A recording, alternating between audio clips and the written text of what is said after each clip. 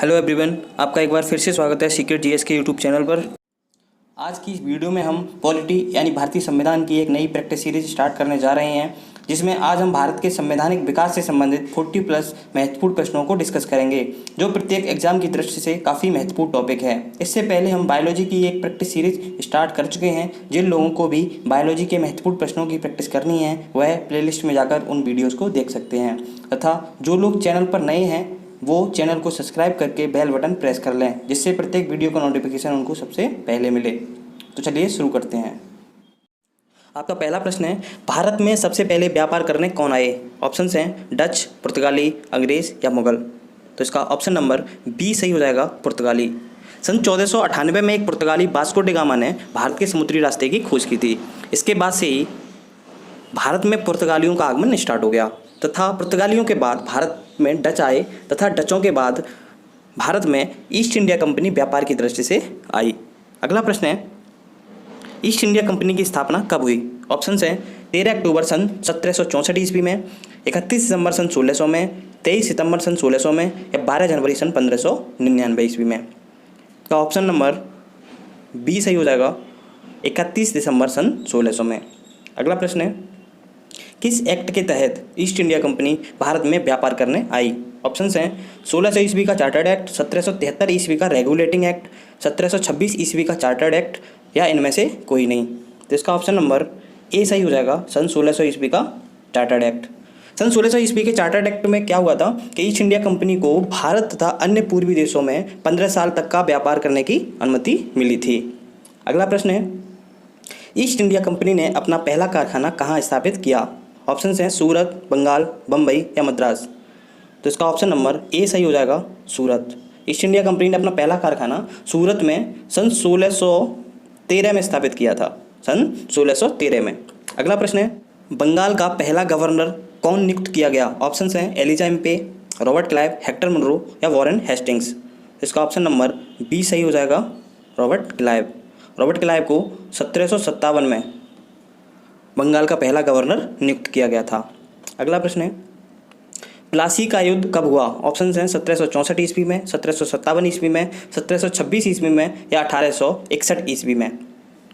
इसका option number B सही हो जाएगा, 1757 ईस्वी में। प्लासी का जो युद्ध हुआ था वो रॉबर्ट क्लाइव तथा सिराजुद्दौला के बीच हुआ था। अगला प्रश्न है, बक्सर का युद्ध कब हुआ था? ऑप्शंस हैं 1764 ईस्वी में, 1757 ईस्वी में, 1726 ईस्वी में या 1861 ईस्वी में। आपका आंसर है ऑप्शन नंबर ए, 1764 ईस्वी में। जो बक्सर का युद्ध हुआ था वो ईस्ट इंडिया कंपनी तथा मुगल सम्राट शाह आलम द्वितीय, मीर कासिम और शुजाउद्दौला के मध्य हुआ था, जिसमें ईस्ट इंडिया कंपनी की जीत हुई थी। अगला प्रश्न है, शाह आलम द्वितीय ने किस संधि के तहत उड़ीसा, बिहार व बंगाल के दीवानी अधिकार अंग्रेजों को दे दिए? ऑप्शंस हैं अलीनगर संधि, इलाहाबाद की संधि, बनारस की संधि या सूरत की संधि। तो इसका ऑप्शन नंबर बी सही हो जाएगा, इलाहाबाद की संधि। अगला प्रश्न है, रेगुलेटिंग एक्ट कब पारित हुआ? आपके ऑप्शंस हैं 1773, 1765, 1858 या 1600 ईस्वी। तो इसका सही जवाब होगा ऑप्शन नंबर ए, 1773 ईस्वी। ये जो रेगुलेटिंग एक्ट था वो ईस्ट इंडिया कंपनी के कार्यों पर नियंत्रण के लिए ब्रिटेन की तत्कालिक प्रधानमंत्री लॉर्ड नॉर्थ की गुप्त समिति की सिफारिश पर पारित किया गया था। अगला प्रश्न है, किस एक्ट के तहत बंगाल के गवर्नर को बंगाल का गवर्नर जनरल बना दिया गया? ऑप्शंस हैं 1600 ईस्वी का चार्टर्ड एक्ट, 1773 ईस्वी का रेगुलेटिंग एक्ट, 1726 ईस्वी का चार्टर्ड एक्ट, 1793 ईस्वी का चार्टर्ड एक्ट। तो इसका ऑप्शन नंबर बी सही हो जाएगा, 1773 ईस्वी का रेगुलेटिंग एक्ट। 1773 ईस्वी के रेगुलेटिंग एक्ट के द्वारा बंगाल के गवर्नर को बंगाल का गवर्नर जनरल बना दिया, जो वॉरेन हेस्टिंग्स था। अतः बंगाल का अंतिम गवर्नर वॉरेन हेस्टिंग्स हुआ तथा बंगाल का पहला गवर्नर जनरल भी वॉरेन हेस्टिंग्स हुआ। अगला प्रश्न, किस एक्ट के तहत 1774 में कोलकाता में सर्वोच्च न्यायालय की स्थापना हुई? इसके ऑप्शन है 1600 ईस्वी का चार्टर्ड एक्ट, 1773 ईस्वी का रेगुलेटिंग एक्ट, 1726 ईस्वी का चार्टर्ड एक्ट, 1793 ईस्वी का चार्टर्ड एक्ट। तो इसका ऑप्शन नंबर बी सही हो जाएगा, 1773 ईस्वी का रेगुलेटिंग एक्ट। 1773 ईस्वी के रेगुलेटिंग एक्ट के द्वारा 1774 में कोलकाता में एक सर्वोच्च न्यायालय की स्थापना हुई, जिसके मुख्य न्यायाधीश एलिजा एम्पे थे। अगला प्रश्न है, किस एक्ट के तहत कंपनी के व्यापारिक व राजनीतिक कार्यों का पृथक्करण किया गया? ऑप्शंस हैं 1600 ईस्वी का चार्टर्ड एक्ट, 1773 ईस्वी का रेगुलेटिंग एक्ट, 1784 ईस्वी का पिट्स इंडिया एक्ट या 1793 ईस्वी का चार्टर्ड एक्ट। इसका ऑप्शन नंबर सी सही हो जाएगा, 1784 ईस्वी का पिट्स इंडिया एक्ट। 1784 ईस्वी के पिट्स इंडिया एक्ट के तहत कंपनी के व्यापारिक कार्य कोर्ट ऑफ डायरेक्टर्स तथा प्रशासनिक या राजनीतिक कार्य बोर्ड ऑफ कंट्रोल के अंतर्गत आने लगे। आपका अगला प्रश्न है, भारतीय नागरिक सेवा के जनक के रूप में जाना जाता है। ऑप्शंस हैं Lord Macaulay, Lord Cornwallis, Lord Mountbatten या लॉर्ड डफरिन। इसका सही आंसर हो जाएगा option number B. Lord Cornwallis ने 1793 ईस्वी में बंगाल में स्थायी बंदोबस्त पद्धति की शुरुआत की, जिसमें जिले के सारे अधिकार जिला कलेक्टर को दिए जाते थे। किस एक्ट के तहत ईसाई मिशनरियों का भारत में धर्म प्रचार के लिए आगमन हुआ? ऑप्शंस हैं 1813 का चार्टर्ड एक्ट, 1773 ईस्वी का रेगुलेटिंग एक्ट, 1726 ईस्वी का चार्टर्ड एक्ट या 1793 ईस्वी का चार्टर्ड एक्ट। तो इसका ऑप्शन नंबर ए सही हो जाएगा, 1813 ईस्वी का चार्टर्ड एक्ट। 1813 ईस्वी के चार्टर्ड एक्ट के द्वारा ईसाई मिशनरियों को भारत में अनुमति मिली धर्म प्रचार के लिए। अगला प्रश्न है, किस एक्ट के तहत ब्रिटिश संसद ने चाय और चीन के साथ व्यापार को छोड़कर ईस्ट इंडिया कंपनी के भारत के साथ व्यापारिक एकाधिकार को खत्म कर दिया? ऑप्शंस हैं 1833 ईस्वी का चार्टर्ड एक्ट, 1773 ईस्वी का रेगुलेटिंग एक्ट या 1813 ईस्वी का चार्टर्ड एक्ट या 1793 ईस्वी का चार्टर्ड एक्ट। तो इसका ऑप्शन नंबर सी सही हो जाएगा, 1813 ईस्वी का चार्टर्ड एक्ट। 1813 ईस्वी के चार्टर्ड एक्ट के द्वारा ब्रिटिश संसद ने भारत में चाय तथा चीन के साथ व्यापार को छोड़कर सारे एकाधिकार, उनके व्यापारिक एकाधिकार खत्म कर दिए।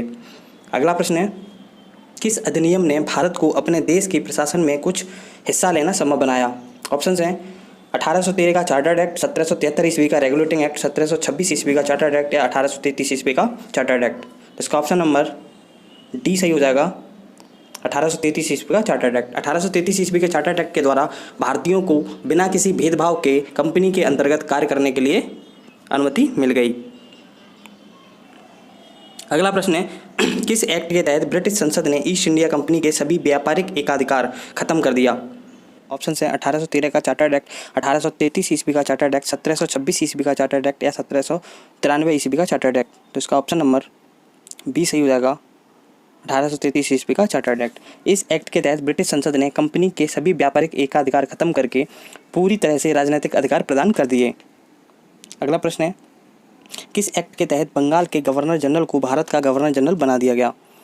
ऑप्शंस हैं 1813 ईस्वी का चार्टर्ड एक्ट, 1833 ईस्वी का चार्टर्ड एक्ट, 1726 ईस्वी का चार्टर्ड एक्ट या 1793 ईस्वी का चार्टर्ड एक्ट। तो इसका ऑप्शन नंबर बी सही हो जाएगा, 1833 ईस्वी का चार्टर्ड एक्ट। इस एक्ट के द्वारा बंगाल के गवर्नर जनरल को भारत का गवर्नर जनरल बना दिया, जो विलियम बेंटिक था। अगला प्रश्न है, किस एक्ट के तहत सिविल सेवकों की भर्ती एवं चयन हेतु प्रतियोगी लिखित परीक्षाओं का शुभारंभ हुआ? ऑप्शंस हैं 1813 ईस्वी का चार्टर्ड एक्ट, 1833 ईस्वी का चार्टर्ड एक्ट, 1853 ईस्वी का चार्टर्ड एक्ट या 1793 ईस्वी का चार्टर्ड एक्ट। तो इसका ऑप्शन नंबर सी सही हो जाएगा, 1853 ईस्वी का चार्टर्ड एक्ट। अगला प्रश्न है, भारत का अंतिम गवर्नर जनरल तथा प्रथम वायसराय कौन था? ऑप्शंस हैं Lord Canning, Robert Clive, Hector Munro या वॉरेन हेस्टिंग्स। तो इसका ऑप्शन नंबर ए सही हो जाएगा, लॉर्ड कैनिंग। लॉर्ड कैनिंग को 1858 में भारत का प्रथम वायसराय बनाया गया। आपका अगला प्रश्न है, महारानी विक्टोरिया को भारत की साम्राज्ञी घोषित किया गया? 1853 ईस्वी में, 1833 में, 1726 में या 1858 में? तो इसका ऑप्शन नंबर डी सही हो जाएगा, 1858 में। अगला प्रश्न है, किस एक्ट के तहत भारत सचिव के पद की शुरुआत हुई? ऑप्शंस हैं 1858 का भारत शासन अधिनियम, 1833 का चार्टर्ड एक्ट, 1853 ईस्वी का चार्टर्ड एक्ट, 1793 ईस्वी का चार्टर्ड एक्ट। तो इसका आंसर हो जाएगा ऑप्शन नंबर ए, 1858 ईस्वी का भारत शासन अधिनियम। अगला प्रश्न है, भारत के वायसराय को सर्वप्रथम अध्यादेश जारी करने की शक्ति किस एक्ट से प्राप्त हुई? ऑप्शंस हैं 1858 का भारत शासन अधिनियम, 1861 का भारत परिषद अधिनियम, 1853 ईस्वी का चार्टर्ड एक्ट या 1793 ईस्वी का चार्टर्ड एक्ट। तो इसका ऑप्शन नंबर बी सही हो जाएगा, 1861 ईस्वी का भारत परिषद अधिनियम। जो वर्तमान संविधान है उसमें आर्टिकल 123 के अंतर्गत राष्ट्रपति को अध्यादेश जारी करने की शक्ति प्राप्त है। आपका अगला प्रश्न है, किस एक्ट के द्वारा मुस्लिम लोगों के लिए पृथक निर्वाचन की व्यवस्था की गई? 1858 का भारत शासन अधिनियम, 1861 का भारत परिषद अधिनियम, 1909 का मार्ले मिंटो सुधार, 1919 का मॉन्टेग्यू चेम्सफोर्ड सुधार। तो उसका ऑप्शन नंबर सी सही हो जाएगा, 1909 का मार्ली मिंटो सुधार। अगला प्रश्न है, प्रांतों में द्वैध शासन किस अधिनियम के तहत शुरू किया गया? ऑप्शन है 1861 का भारत परिषद अधिनियम, 1909 का मार्ले मिंटो सुधार, 1919 का मॉन्टेग्यू चेम्सफोर्ड सुधार या 1858 का भारत शासन अधिनियम। इसका ऑप्शन नंबर सी सही हो जाएगा, 1919 का मॉन्टेग्यू चेम्सफोर्ड सुधार। अगला प्रश्न है, भारत में पहली बार महिलाओं को वोट देने का अधिकार दिया गया? ऑप्शन है 1813 ईस्वी में, 1833 ईस्वी में, 1919 में या 1858 ईस्वी में। इसका ऑप्शन नंबर सी सही हो जाएगा, 1919 ईस्वी में। 1919 के मॉन्टेग्यू चेम्सफोर्ड सुधार में महिलाओं को वोट देने का अधिकार दिया गया। ये सारे प्रश्न किसी न किसी एग्जाम में आए हुए हैं तथा आने वाले एग्जाम्स के लिए काफ़ी इंपॉर्टेंट हैं, अतः आप वीडियो में अंत तक बने रहें। अगर आपको यह प्रैक्टिस सीरीज पसंद आ रही है तो वीडियो को लाइक करें। तो चलिए बढ़ते हैं अगले प्रश्न की तरफ। बंगाल का विभाजन किस वायसराय के समय में हुआ? ऑप्शन हैं Lord Ripon, Lord Curzon, Lord Dufferin या लॉर्ड कैनिन। इसका ऑप्शन नंबर बी सही हो जाएगा, लॉर्ड कर्जन। लॉर्ड कर्जन ने 1905 में बंगाल का विभाजन किया। अगला प्रश्न है, कांग्रेस की स्थापना कब हुई? ऑप्शन है 1813, 1885, 1919 या 1858 ईस्वी में। तो इसका ऑप्शन नंबर बी सही हो जाएगा, 1885 ईस्वी में। 1885 ईस्वी में A.O. ह्यूम ने कांग्रेस की स्थापना की। उस टाइम पे भारत के वायसराय लॉर्ड डफरिन थे। अगला प्रश्न है, भारतीय संविधान पर सबसे ज़्यादा असर किस अधिनियम का पड़ा? ऑप्शन है 1935 का भारत शासन अधिनियम, 1909 का मार्ले मिंटो सुधार, 1919 का मॉन्टेग्यू चेम्सफोर्ड सुधार या 1858 का भारत शासन अधिनियम। तो इसका ऑप्शन नंबर ए सही हो जाएगा, 1935 का भारत शासन अधिनियम। ये काफ़ी रिपीटेड क्वेश्चन है। अगले प्रश्न पर बढ़ते हैं, मॉन्टेग्यू चेम्सफोर्ड सुधार के प्रावधानों का सार था? ऑप्शन है हिंदू मुस्लिम हेतु अलग निर्वाचन व्यवस्था, राज्यपालों को वीटो शक्ति, प्रांतों में दोहरा शासन। ऑप्शन नंबर डी है राज्यों की स्वायत्तता। तो अभी बात की थी प्रांतों में दोहरा शासन, ऑप्शन नंबर सी सही हो जाएगा। जो मॉन्टेग्यू चेम्सफोर्ड सुधार का जो प्रावधानों का सार था वो प्रांतों में दोहरा शासन भी था। अगला प्रश्न है, केंद्र में कौन सा एक्ट द्विसदनीय विधायिका लाया? ऑप्शन है 1935 का भारत शासन अधिनियम, 1909 का मार्ले मिंटो सुधार, 1919 का मॉन्टेग्यू चेम्सफोर्ड सुधार या 1858 का भारत शासन अधिनियम। इसका ऑप्शन नंबर सी सही हो जाएगा, 1919 का मॉन्टेग्यू चेम्सफोर्ड सुधार। अगला प्रश्न है, किस अधिनियम के अंतर्गत भारतीय विधान परिषद को बजट पर बहस करने की अनुमति मिली? ऑप्शन है 1935 का भारत शासन अधिनियम, 1833 का चार्टर्ड एक्ट, 1892 का भारत परिषद अधिनियम, 1858 का भारत शासन अधिनियम। इसका ऑप्शन नंबर सी सही हो जाएगा, 1892 का भारत परिषद अधिनियम। इस अधिनियम के द्वारा भारतीय विधान परिषद को बजट पर बहस करने की अनुमति मिली तथा पूरक प्रश्न पूछने की अनुमति मिली, लेकिन इन्हें वोट देने की अनुमति नहीं थी। अगला प्रश्न है, भारत के संघीय न्यायालय की स्थापना किस एक्ट के द्वारा हुई?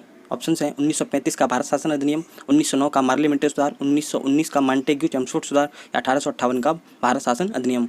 इसका ऑप्शन नंबर ए सही हो जाएगा, 1935 का भारत शासन अधिनियम। 1935 के भारत शासन अधिनियम के अंतर्गत ही 1937 में संघीय न्यायालय की स्थापना हुई। अगला प्रश्न है, इस एक अधिनियम ने भारत में संघीय शासन की व्यवस्था कर दी?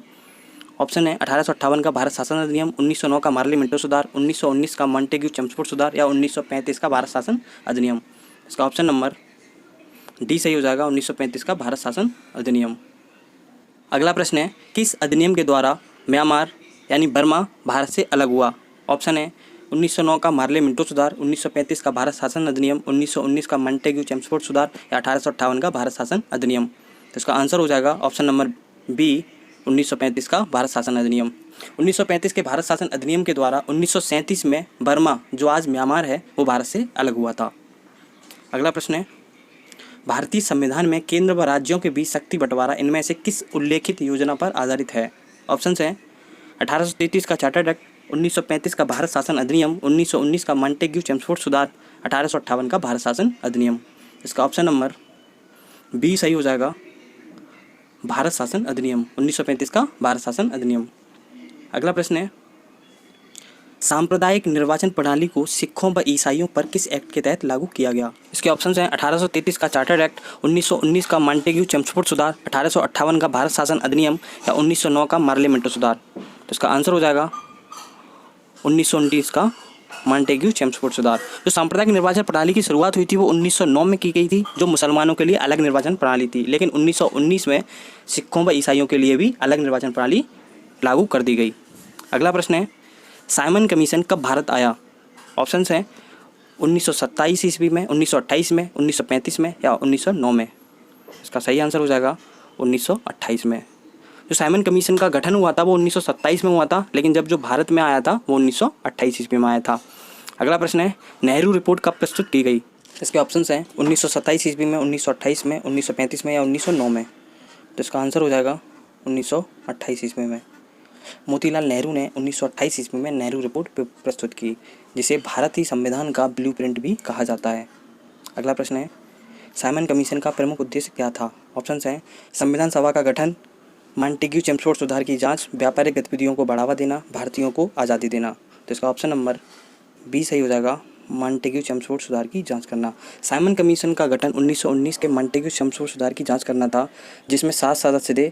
इनमें से कोई भारतीय नहीं था, अतः भारतीयों ने इस कमीशन का विरोध किया। इसी कमीशन के विरोध में पंजाब केसरी लाला लाजपत राय की लाठीचार्ज होने से मृत्यु हो गई। अगला प्रश्न है, कांग्रेस ने पूर्ण स्वराज दिवस या स्वाधीनता दिवस मनाया? ऑप्शंस हैं 21 अप्रैल 1793 ईस्वी, 26 जनवरी 1930 ईस्वी, 31 दिसंबर 1929 ईस्वी या 23 मार्च 1919 ईस्वी। तो इसका ऑप्शन नंबर बी सही हो जाएगा, 26 जनवरी 1930 ईस्वी। अगला प्रश्न है, तीनों गोलमेज सम्मेलनों में शामिल होने वाले भारतीय व्यक्ति थे? ऑप्शंस हैं महात्मा गांधी, B.R. अम्बेडकर, मोतीलाल नेहरू या चित्तरंजन दास। तो इसका ऑप्शन नंबर बी सही हो जाएगा, B.R. अम्बेडकर। B.R. अम्बेडकर ने तीनों गोलमेज सम्मेलनों में भाग लिया। आज की वीडियो का लास्ट प्रश्न है, 1935 के भारत शासन अधिनियम में क्या प्रावधान नहीं थे? ऑप्शंस हैं केंद्र में द्वैत शासन, संघीय सरकार की स्थापना, मूल अधिकार, संघ लोक सेवा आयोग की स्थापना। तो इसका ऑप्शन नंबर सी सही हो जाएगा, मूल अधिकार। जो 1935 के भारत शासन अधिनियम था उसमें मूल अधिकारों का कोई प्रावधान नहीं था। अगर आपको यह वीडियो पसंद आई हो तो वीडियो को लाइक करके अपने दोस्तों में शेयर करें, तथा जिन लोगों ने भी अभी चैनल सब्सक्राइब नहीं किया है वो चैनल को सब्सक्राइब करके बेल बटन प्रेस कर लें, जिससे आने वाली वीडियो का नोटिफिकेशन आपको मिल सके। तो चलिए मिलते हैं किसी अगली वीडियो में, तब तक के लिए नमस्कार।